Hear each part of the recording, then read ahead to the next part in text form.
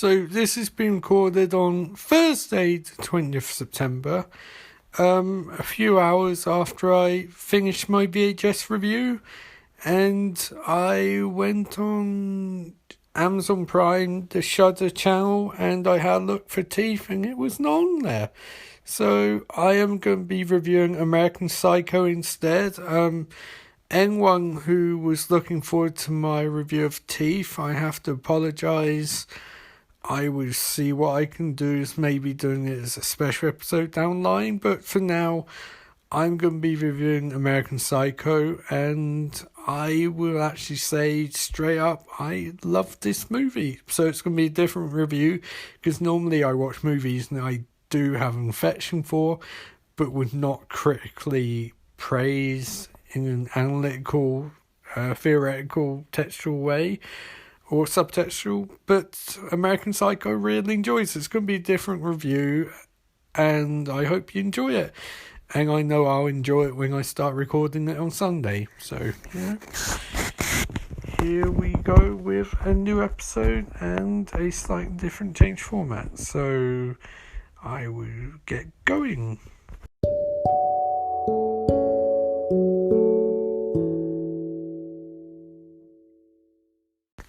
Written by Bret Easton Ellis and published in 1991, American Psycho is a first-person focused novel revolving around Patrick Bateman, a Manhattan-based serial killer on Wall Street. It's a book which Alison Keeley from The Observer noted would see academics revel in its transgressive and postmodern qualities, dealing with a lot of the ideas that its parts of books seem like filler, but getting you into the mindset of Patrick Bateman and also the strong sense of pop culture.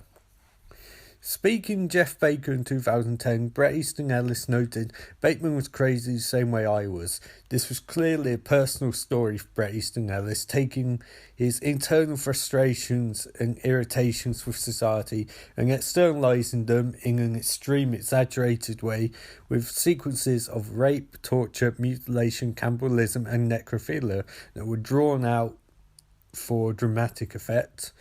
It was a controversial book that Simon and Schuster refused to publish due to aesthetic differences, as Usual Suspects put it, you can see the aesthetic on the wall, and was picked up by Vintage Books. Interesting. This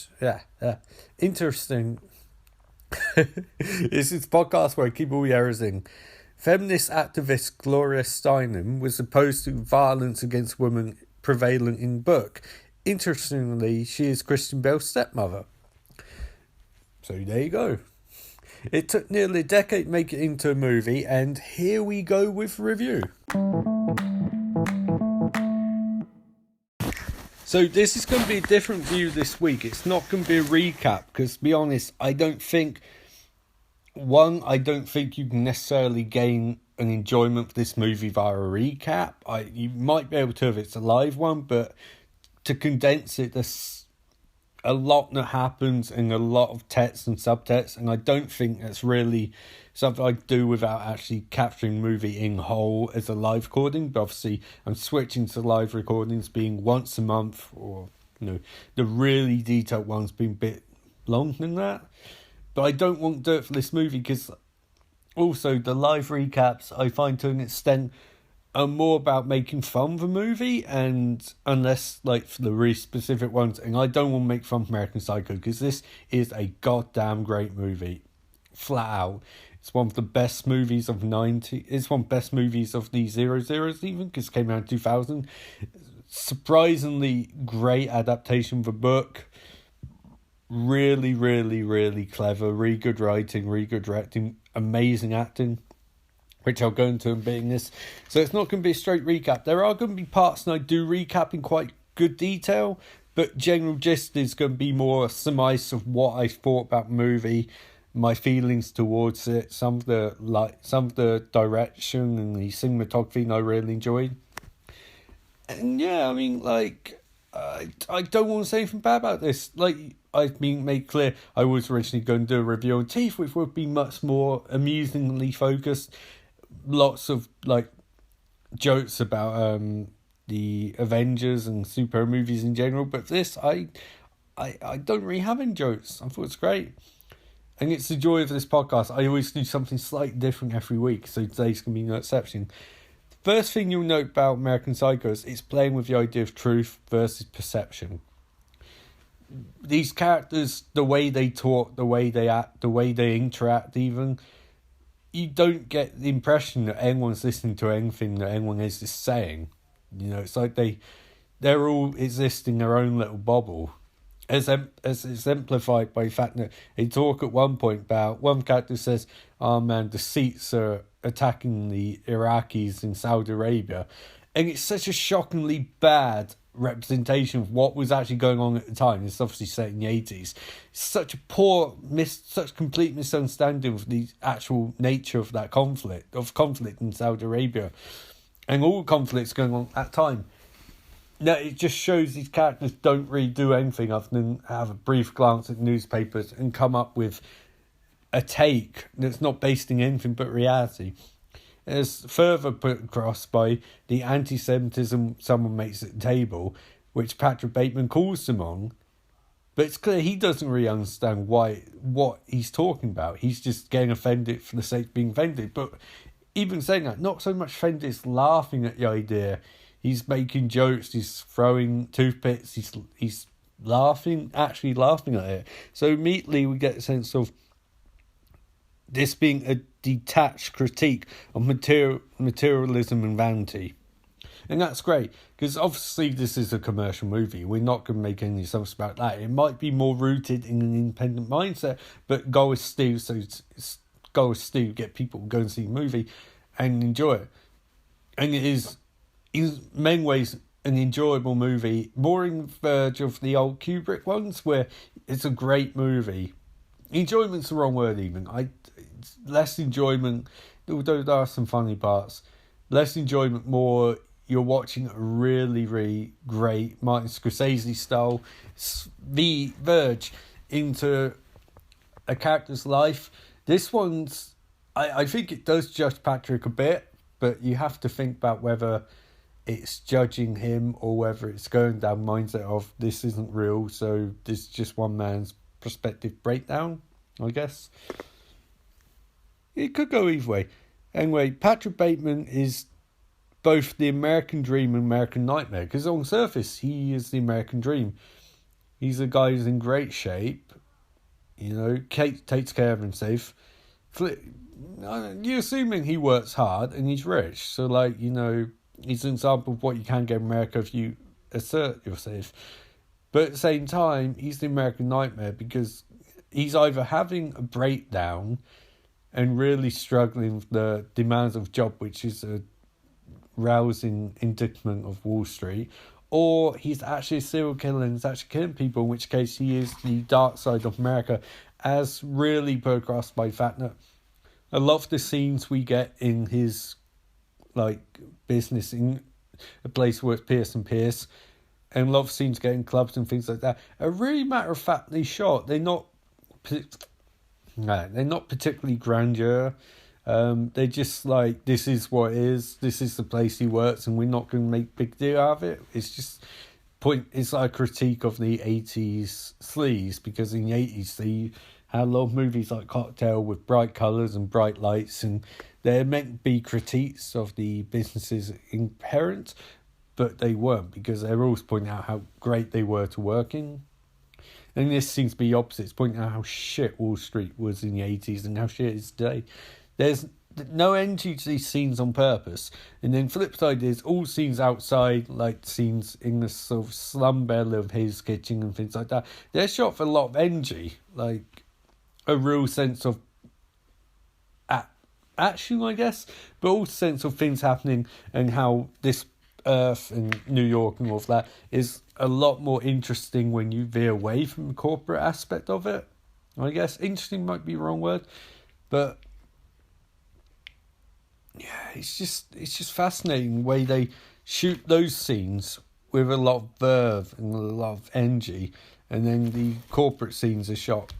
I think it's intentional, you know. I think it's a directing choice. It's just interesting to think about. So, we also get into the movie, there's a lot of scenes of characters being mistaken for other characters, which is great foreshadowing, because it's done so subtly. It's just, sorry, I thought I was looking for Harold Holbert, for example. Oh no, you're Patrick Bateman. Hey, are you steam mate Cecilia? No, I'm going out with Evelyn. Oh, Evelyn, she's got a great ass. People calling Patrick Bateman a loser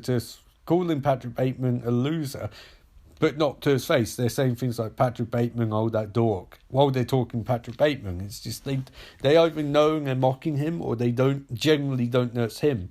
So it's fascinating. We get a lot of static, matter-of-fact shots, which encompass a wide frame, mixing pristine business and young Belle of New York, I've put across. And just like, it's just fascinating. I keep saying that word. The whole movie really intrigues me, because it's one of those great movies where Patrick Bateman is a character who doesn't have a character arc. I suppose if he does have a character arc, his character arc is realising that there's no point to anything. You know, the earth is doomed. It's that Watchmen mindset that Dr. Manhattan gets over by the end of the movie.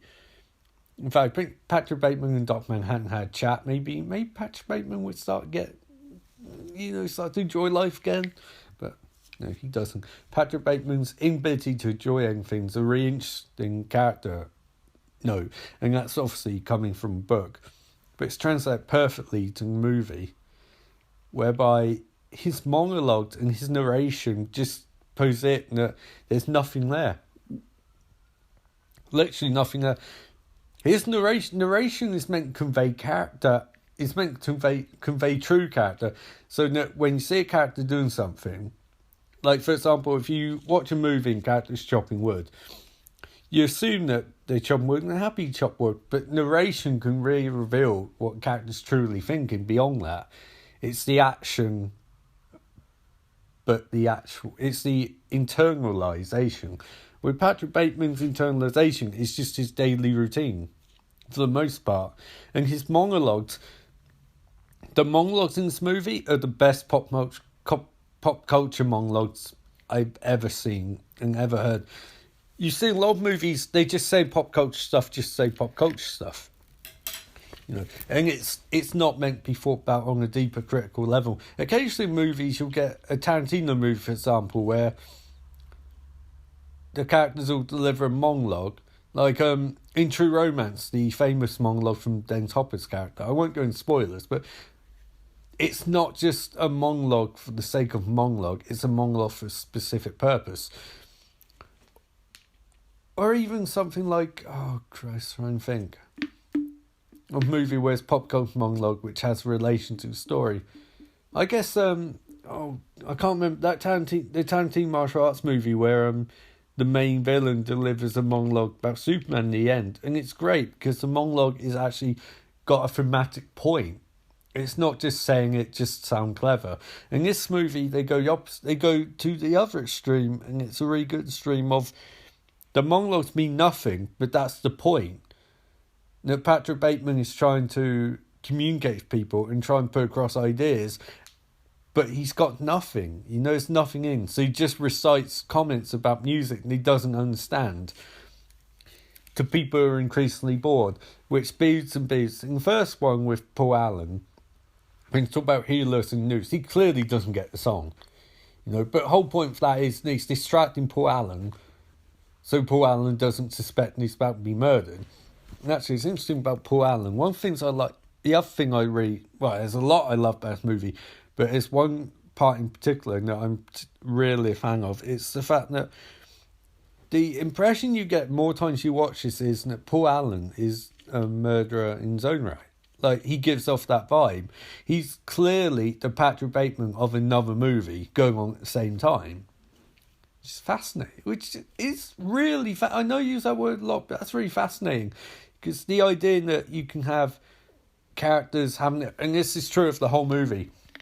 Like, the fact that Lewis, the one of the people Patrick Bateman works with, who... There's a scene later on in the movie where Patrick tries to murder Lewis for having better business cards than him, and Lewis construes it as a romantic gesture.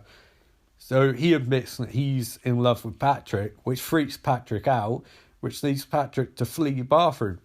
Now, in most movies, you wouldn't get the sense that Lewis had his own life. It's just service plot contrivance. But this flip that they do creates an even better idea of Lewis's character, of Patrick, of the universe that they inhabit, of the company they both work for. While at the same time, it's really, really, really cool because clearly Lewis is not just a prop for Patrick's story, but he has his own sad story of being someone who works in that business in the 80s, who wants to come out of the closet but can't, who thinks he's found an opportunity to, but realises that he hasn't. While at the same time, we get Lewis's wife, Courtney, who, and I'm just going to say for record, Samantha Mathis is an insanely good actress. She's been a good actress for a long time, and it's lovely to see a movie like this where you get that real reminder. It's a bit like Jennifer Jason Leigh in The Hateful Eight, where like you get that here, and you're like, wow, that person can act, and I really think she didn't get enough praise for this movie because she does the same thing. Her character Courtney has an entire story that's clearly going on in the background of this movie, and there's a part where she actually says she's essentially Lewis's wife, fiance even, and Patrick's mistress, who's on lithium all the time, and she's clearly a character in the movie we're meant to emphasise with the most because she's genuinely harmless. She's a victim. She's a victim of this horrible life of a loveless relationship with Lewis, who's clearly in closet. And she's with Patrick, but she's in lithium days most of the time. And there's one part in the movie where she just admits that all she wants is two kids. And then just after that, after Patrick sleeps with her for the last time, she asks if he can call him for Easter.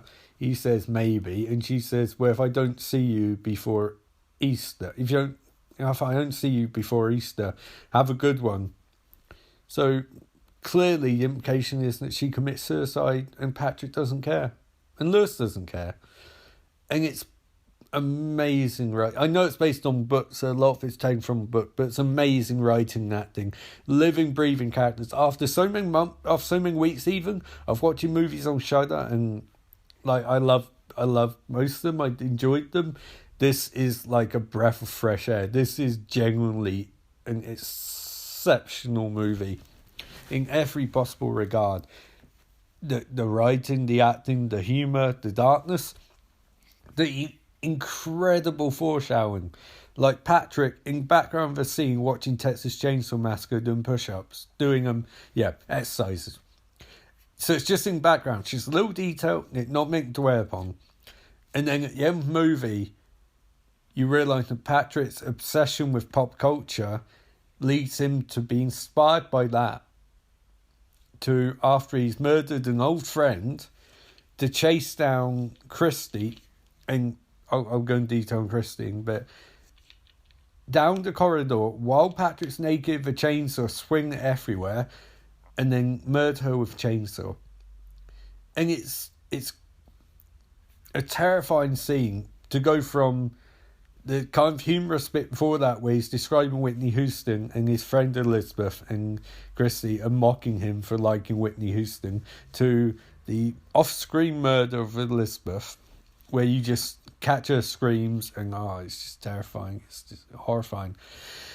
And then chasing Chrissy down and taking her out with a chainsaw, because immediately if you go back to watching Texas Chainsaw Massacre on the screen earlier while Patrick's exercising, think, is it real? Is he that obsessed with pop culture and that he's actually carrying out, he's actually inspired by it? Or is his mind just creating this idea and that's what he's doing? The movie's vague in that part. But in a good way. Ambiguous. Vague's the wrong word. Ambiguous is the right word.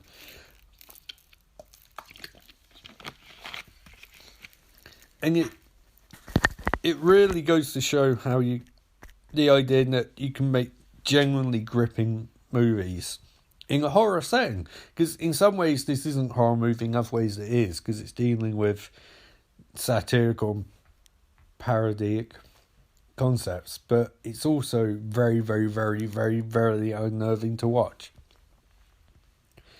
And it's also clear again that Patrick Bateman doesn't understand the material, the pop culture material he's referencing, but Christian Bale gets the movie. And one thing that I read about this movie was they wanted Leonardo DiCaprio in it. And hey, Leo can act, like seriously. I don't think I'm going to be reviewing many movies on this Shudder app that he's been in, because I don't think he's been in many horror movies, but he can seriously act. But Christian Bale commits to this, and you can see why. You can see why he got rid of Batman after this, like, because the commitment he puts to this movie, like he's such a good actor, and it's a shame that he became a bit of a joke because of his rant on Terminal Salvation set, because he's seriously one of the best actors that we have, and it's really nice to see one of his earlier roles and seeing that he was so committed. There's a scene where, and also he has really good sense of humour, because the first scene with the two prostitutes, while they're getting down business, he's flexing the mirror, he's making faces, he's laughing. And it's so perfectly played, because it points out that Patrick is a vain, self-obsessed scumbag, which he is. And he does a great job of playing that, while also putting across that Patrick doesn't have any enjoyment from sex. So he has no enjoyment from it. He is as dispassionate towards the act of sex as the waiter at the start of the movie is to describing food. Like, there's no joy in these people's lives. And that's something that is worth thinking about. Patrick has nothing in his life that excites him. Not even killing people. That doesn't even excite him. Like, he gets no satisfaction from it. No feeling of self-worth from it. He doesn't achieve anything from it. He just does it because he can do it. It's the entitlement of rich, as we've seen this year in so many ways, where rich feel like they can do anything. Which goes back to a scene in the movie where he's talking to a homeless man with a dog, and Patrick's saying to him, he's being nasty to him and saying, "You loser, what you do? You lost your job." And then offers him hope, just to stab him in the chest and then stamp on his dog.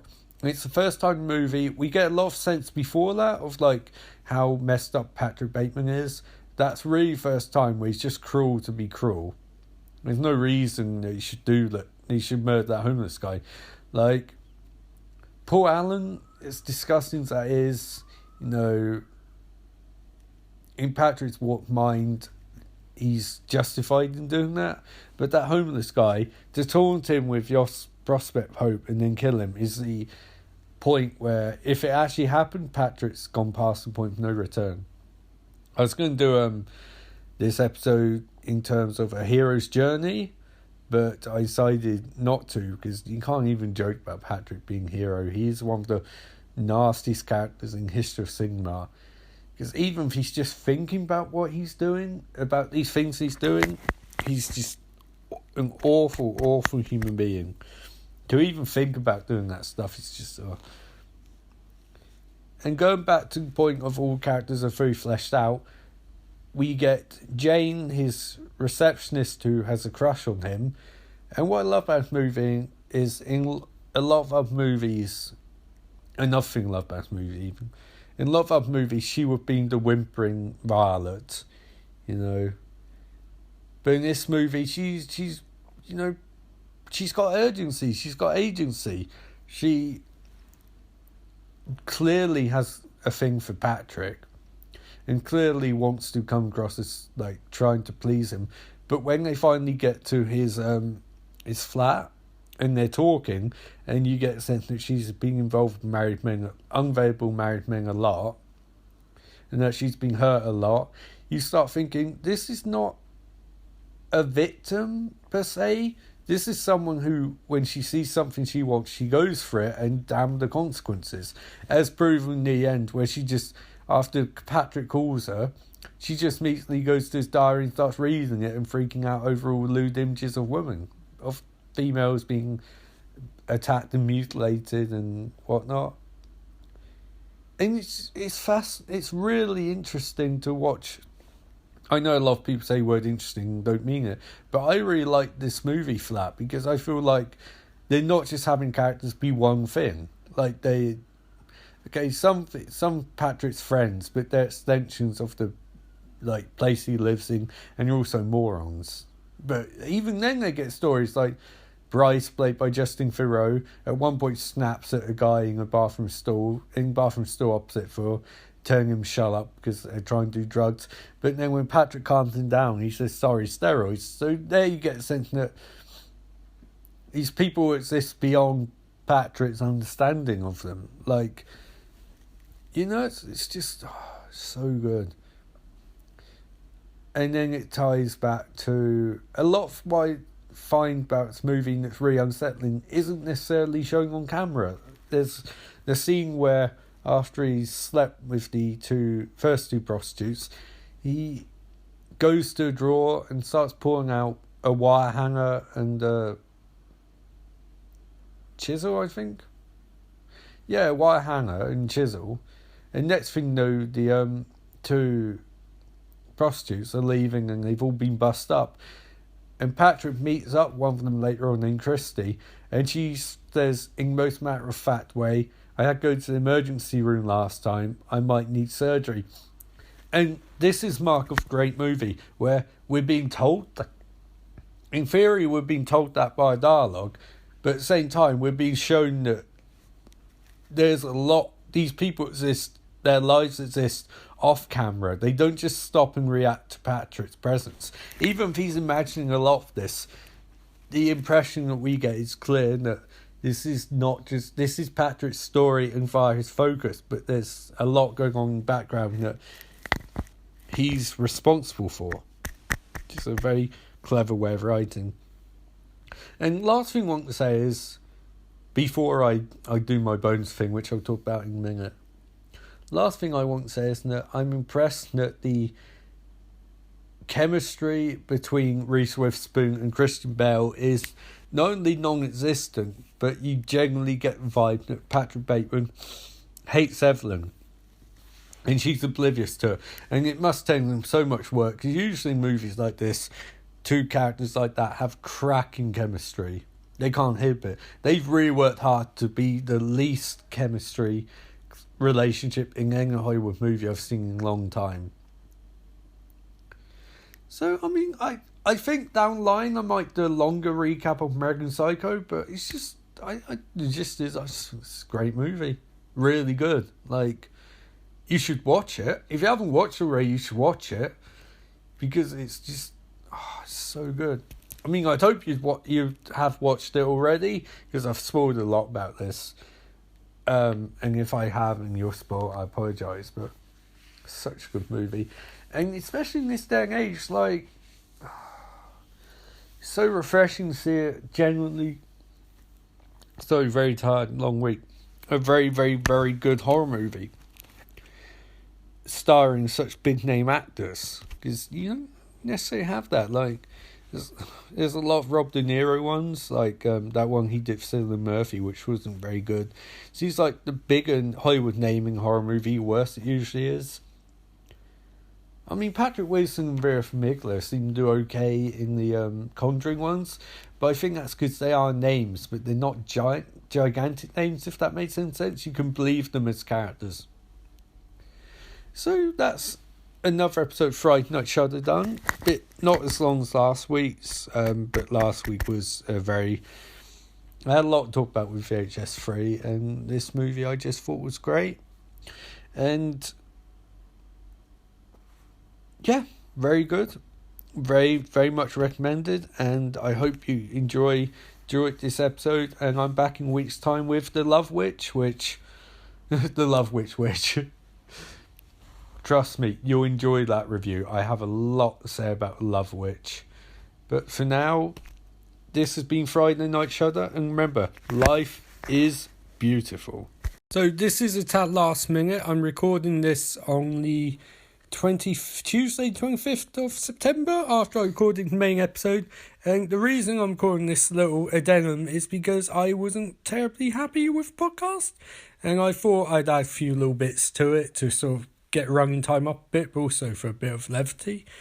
And this first bonus section is recommended to us by the Now We're Talking podcast. If you don't know Now We're Talking Podcast is a new podcast where three men attempt to review the entire UK series Now That's Why I Got Music. It's a very good podcast, available on soundcloud.com. Now We're Talking podcast, and it's really good. I have to recommend it. Also on Twitter, Now We're Talking podcast. NWT-podcast on Twitter. Really good, highly recommended. And they actually mentioned to me when I was discussing this view on Twitter that there was a section dealing with Huey Lewis and news in the book. And I thought, why not do something different and read that section? So without any further ado, here we go. Chapter, I don't know what chapter it is, starts on page 188. Huey Lewis and news. Huey Lewis and News burst out of San Francisco onto the national music scene at the beginning of the decade with their self-titled rock-pop album released by Chrysalis, though they didn't really come into their own commercially or artistically until their 1983 smash Sports. Though their roots were visible, blues, Memphis-style country on Huey Lewis and News, they seemed a little too willing cashing on late 70s, early 80s taste for new wave, and the album, though it's still a smashing debut, seems a little too punk.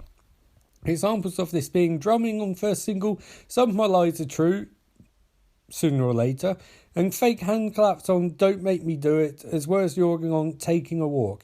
Even though it's a little bit strained, their peppy boy wants to hear lyrics, and the energy of which Lewis, as a lead singer, instilled all songs were refreshing. Having great lead guitarists like Chris Hayes, who also shares vocals, doesn't hurt either. Hayes' solos are as original and unrehearsed as anything rock, yet keyboardist Sean Hopper seemed too intent on playing the organ a little too mechanically, though his piano playing on the second half of the album gets better, and B. Gibson's drumming is too muted to have much impact. Their songwriting also didn't mature until much later, though many of the catchy songs that hints of longing and regret and dread, Stop Drying is one example. Though the boys hail from San Francisco and they share some similarities with their Southern California counterparts, the Beach Boys, gorgeous harmonies, sophisticated vocalizing, beautiful melodies, even posed with surfboard on cover of their debut album. They also carry with them some of the bleakness and nihilism of the thankfully now forgotten punk rock scene of Los Angeles at the time. Talk about your angry young men. Listen here on Who Cares? Stop Trying, Don't Even Tell Me That You Love Me, Trouble in Paradise, the title settle. Here hits his notes like an embittered survivor, and band often sounds as angry as performance like Clash or Billy Joel or Blondie. Because everyone knows Blondie is a very angry singer. Back to the book. No one should forget that we have Elvis Costello, thanked for discovering Huey in the first place. Huey played harmonica on Costello's second record, The Thing Vapid, My Aim Was You. Lewis is some of Costello's supposed bitterness, though he has more bitter, cynical sense of humour. Elvis might think the intellectual wordplay is as important as having a good time, having fun cynicism tempered by good spirits. But I wonder what he thinks about Lewis selling so many more records than he. I don't think that's true anymore. Things looked up for Huey and Boys on the second album, 1982's Picture This, which yielded two semi-hits, Working for a Living and Do You Believe in Love. And the fact that this coincided with the advent of video, there was one made for both songs, undoubtedly hit sales. The sound, though, still tinged with new wave trappings, seemed more roots rock than previous album, which might have something to do with the fact that Bob Clearmountain mixed the record, or that Huey Lewis and News took over the producing reins. Their songwriting grew more sophisticated and the group wasn't afraid to quietly explore other genres, notably reggae, Tell Her a Little Lie, and ballads, Hope You Love Me Like You Say and Is It Me? But for all its powder pop glory, the sound and band seemed gratefully less rebellious, less anger on this record. Though the white blue-collar bitterness of Working for a Living seems like an outtake from the earlier album. They seem more concerned with personal relationships.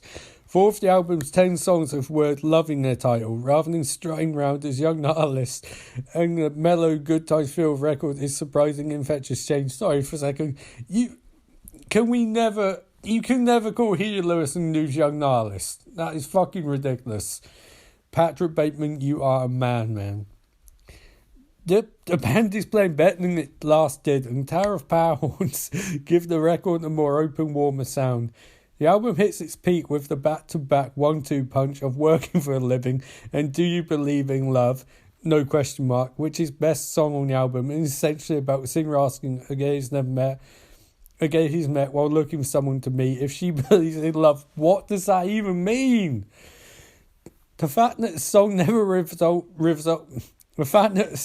resolves question, we never find out what Gaye says, gives it an added complexity that wasn't apparent on group's debut. Also, Do You Believe in Love is to fit. Also, on Do You Believe in Love, no question mark, is a terrific sax solo by Johnny Collar. The guy gives Clarence Clemens a run for his money, who, like Chris Hayes on lead guitar and Sean Hopper on keyboards, has by now become an invaluable asset to the band. The sax solo on ballad Is It Me question mark is even stronger. Huey's voice sounds more searching, less raspy, yet plaintive, especially on The Only One, which is a touching song about what happened to our mentors and where they end up. Peter Gibson's drumming is especially vital to this track. Though the album should have ended on that powerful note, ends instead with Buzz, Buzz, Buzz, a throwaway blues number that doesn't make much sense compared to what preceded it, but in its own joking way it amuses, and Tower of Power horns on excellent form. Jesus fucking Christ, does this stop for a second? There are no such mistakes made on the band's third album, Flawless Masterpiece, Sports Chrysalis. Every song has potential to be a huge hit, and most of them were. It made the band rock and roll icons. It really didn't. Gone totally is the bad boy image, and the new frat guy sweetness takes over. Even have a chance to say arse in one song and Juice Bleep instead. Oh my god, that's hardcore. The whole album is a clear, crisp sounding new sheen of consummate professionalism that gives the songs on the album a big boost, and wacky original videos make the same record heart and soul, the heart of rock and roll. If this is it, bad is bad. I want a new drug. I want all of those things. Made them superstars on MTV. Produced by the band, Sports opens with what would probably become their signature song, Heart of Rock and Roll. It did not become their signature song. Heart of Rock and Roll, a loving ode to rock and roll all over the United States. Followed by Heart and Soul, their first big single, which is a trademark Lewis song, though it's written by outsiders Michael Chapman and Nicky Ching, which means it could not be a trademark Lewis song. And tune that firmly forever established them as premier rock band in country from the 1980s. It did not. That's not true. If lyrics aren't quite up to par with other songs, they're really not. Most of them are more than serviceable, and the whole thing's a joint enterprise about what mistake one night stands are, a message the earlier, rowdier Huey would have never made. Bad is Bad, written solely by Lewis, this bluesiest song band has recorded up to this point, and Mauro Cipollina's bass playing gets shine on it, but it's really Huey's harmonica solos that give it an edge.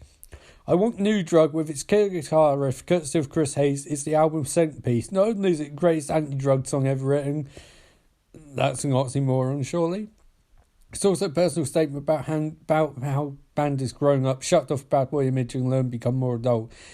Hayes' solo on it is incredible, and drum machine used but not credited gives not only I Want New Drug, most of the album more consistent backbeat than any of the previous albums, even though B gives a still waking presence. The rest of the album whizzes by flawlessly. Fuck off. Side 2 opens with the most serious statement yet, Walking on Thin Line. No one, not even Bruce Springsteen's written this devastatingly about black Vietnam fading modern society. This song, though written by outsiders, shows the social awareness that's new to the band and proves to anyone who's ever doubted that the band, apart from blues background, had a heart. And getting finally found home, the band proclaims its newfound sophistication for this pion growing up. And though at the same time it's about shedding their rebel image, it's about how they found themselves in passion the nature of rock and roll. Fucking Jesus. In fact, the song works on so many levels, it's almost too complex for the album carry, though it never loses its beat, and still Sean Hopper's ringing keyboards, which make it danceable. If this is it, it's still the album. Shit, if this is it, is the album's one ballad, but it's not downbeat. It's a plea for love and telling love if they want to carry on with the relationship. And when Hugh sings it, arguably the most superb vocal on the album, it becomes instilled with hope. Again, this song, as with the rest of the album, isn't about chasing what a long after is, it's about dealing for relationships. Crap Me Up is the album's only hint of throwback to the band's new wave days, and it's minor but amusing, though its anti-drinking, anti-drug, pro-grown up statement isn't. I think it's pretty amusing. It's a lovely ending. Fucking hell. How long is this chapter? And there's a lovely ending to an altogether remarkable album. Band does a version of Honky Tonk Blues, another song written by someone not in band named Hank Williams. Gee, we're sensing pattern here. Even though it's a very different type of song, you can feel its presence throughout the rest of the album. For all its professional sheen, the album is the integrity of Honky Tonk Blues. During this period, he also recorded 2 songs for the movie Back to the Future, which both went number 1, Power of Love and Back in Time. Delight for extras, not footnotes in what's been shaping up into a legendary career. They're not extras! That's what they're fucking remembered for! They're not extras! They're not footnotes! They're the band's... what the band's remembered for! Patrick Bateman, you fucking moron! Jesus Christ, you fucking idiot! Fucking Bateman, man. Jesus Christ. The fuck is wrong with this guy? Okay, calm. What to say to sports dissenters in the long run, question mark. 9 million people can't be wrong. They clearly can, and they were. Four is in FORE, exclamation mark, Chris Alice's 1986. Essentially a continuation of the sports album, but with an even more professional scene. This is a record where guys don't need proof they've grown up and that they've set their rock and roll, because in 3-year transition between sports and 4, they already had. In fact, 3 of them wearing suits on cover record. Oh wow, that explains so much. Opens with Blaze of Fire, Jacob's Ladder, which is essentially a song about struggle and overcome compromise, a fitting reminder of what hearing news represents, and with the exception of Hippie Square, it's the best song on the album. Though it wasn't written by anyone in the band, no shit. This followed by Sweetly Good Matured, Stuck With You, a lightweight play on relationships and marriage. In fact, most of the love songs on the album are about sustained relationships, unlike the early albums where concerns were either about lusting off gays and not getting them or getting burned in the process. On 4, songs are about guys that are in control, who have gears, and now have to deal with them. Its new dimension in news gives the record an added oomph, and they seem more content and satisfied, less urgent, and this makes for the most pleasingly crafted record to date, but also for every doing it all for my baby, a delightful ode about monogamy and satisfaction. There's a barn banning? What the fuck? Barn banning? Okay, I'm going to assume that's meant to be barn burning, okay? There's a barn burning blues... How barn banging blues scorcher does not make any fucking sense. I'm assuming barn burning blues scorcher, number like Whole Lot of Loving, and side 1 or on CD song number 5, ends with masterpiece Hippie Square. Finally, which ironically is accompanied by the band's own bad video, That's Not Irony. The key song on 4, exclamation mark, which is a rocking note of conformity, it's so catchy most people probably didn't even listen to the lines, with Chris Hayes blasting guitar and terrific keyboard playing, who cares, question mark. It's not just about pledges of conformity and the importance of trends, it's also a personal statement about band itself, of what I'm not quite sure, no shit. Second part 4, fucking chapter, Jesus, 3 pages and I feel like I'm out of breath already. There's only 13 pages of... There's only like 23 pages of fucking book left.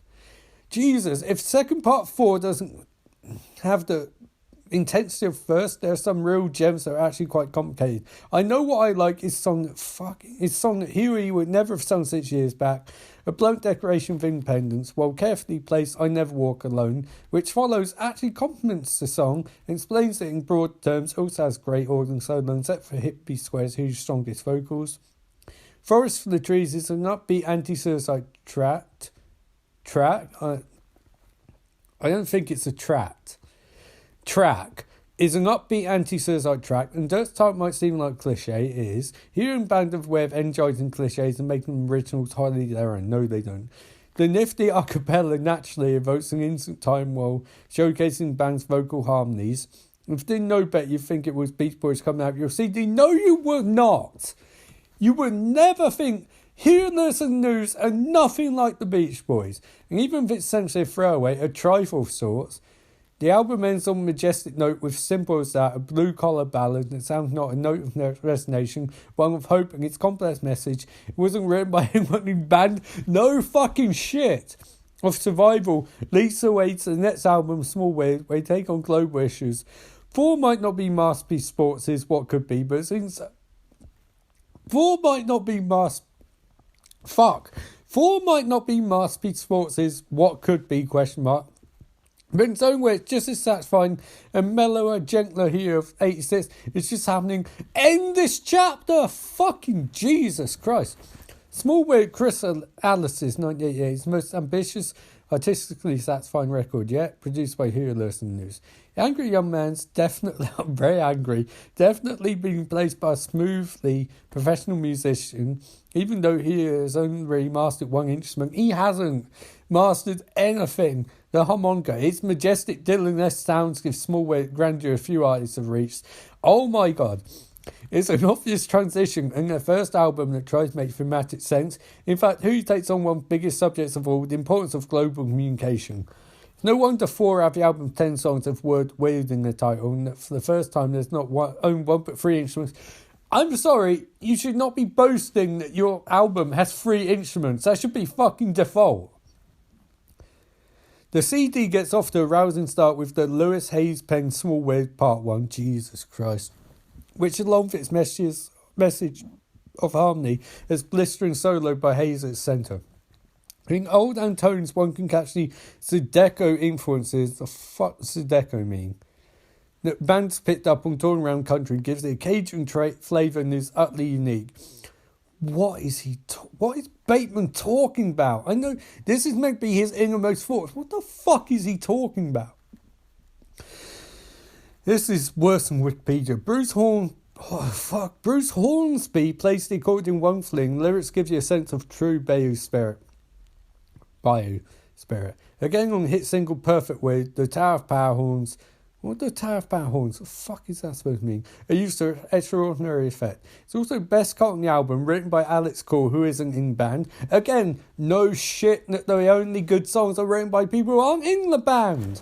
And it ties up all the album's themes about accepting the imperfections of Weird, but still learning and keep on dreaming of living in perfect way.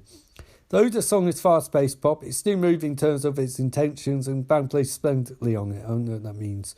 Oddly, this is followed by 2 instruments. The eerie African-influenced reggae dance track. Oddly, this is followed by 2 instrumentals. The eerie African-influenced reggae dance track Bobo Tempo, and the second part of Small Weird. Just because these tunes are wordless doesn't mean global message of communication is lost. They don't seem like filler padding because of the implications of their thematic reprise.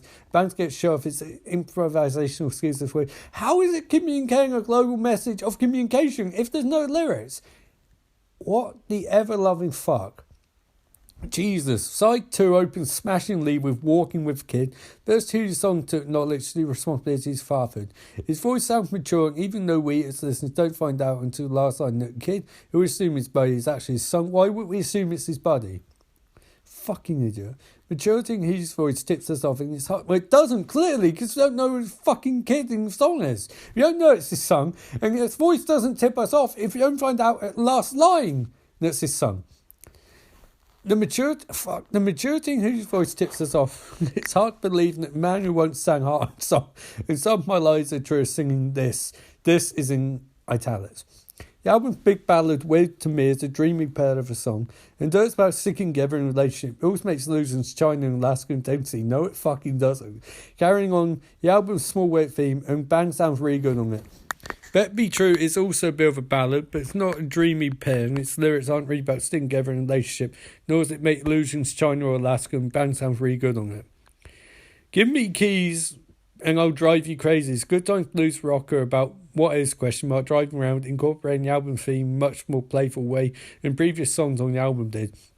And though lyric might seem impoverished, it's still a sign that new Cyrus Lewis, the artist, hasn't totally lost his frisky sense of humor. He never had one! The album ends with slamming, which is no words, it's just a lot of horns that, quite frankly, if turning up really loud, can give you a fucking big headache, even make you feel a little sick. That might sound different on an album or a cassette, I wouldn't know about that. Anyway, itself something wicked mean that lasted for days and cannot dance to it very well. I have a fucking headache from this. I have a headache from reading this shit. Oh my god. How can someone do an audio reading of this entire book? And I'm not mocking Bret Easton Ellis. You're very good, right, mate? Clearly good. How would you read this entire book in one sitting? You cannot do it. You can't do it. Can't do it. Oh, God, I'm sensitive up to have to do that at some point, aren't I?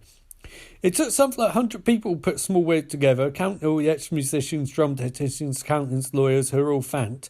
But this actually has to CD's theme of community, and it doesn't clutter the record. It makes it a more joyous experience. With this seeding, 4 previous ones behind it, Hugh Lewis and the News, proving that if this is really Small Weird, then these guys are the best American band of the 80s on this or any other continent.